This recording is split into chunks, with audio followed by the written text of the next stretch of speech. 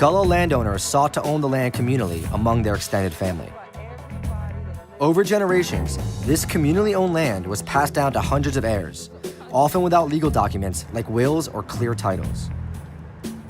An informal shared ownership system developed, which came to be known as heirs property. Until recently, heirs property arrangements kept family properties from being sold because families depended on the land and each other. But today, developers are using legal loopholes to acquire heirs property, sometimes for pennies on the dollar, whether the people living there want to sell or not.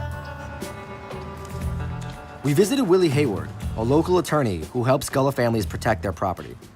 When the ancestors acquired it, this was not a very desirable place to live because of the lack of air conditioning, mosquitoes, alligators, and lack of access, lack of bridges and so on and so forth, and roads.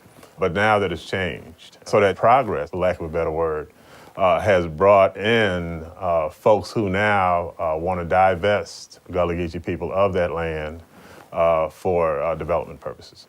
What's the extent of the threat right now to the actual land? I mean, how much land are we talking about having been lost in the past few years? Areas that I see that, in my opinion, that were 90% above Gullah Geechee folks that are now less than 10, if that. At the same time that America refused to give the Negro any land, through an act of Congress, our government was giving away millions of acres of land in the West and the Midwest, which meant that it was willing to undergird its white peasants from Europe with an economic floor. But not only did they give the land, they built land-grant colleges with government money to teach them how to farm.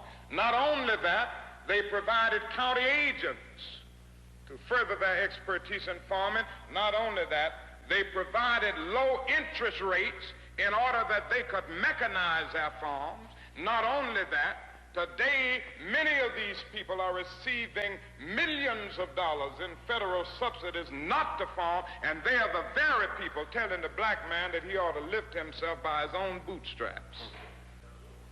And this is what we are faced with, and this is the reality. Now, when we come to Washington in this campaign, we are coming to get our check.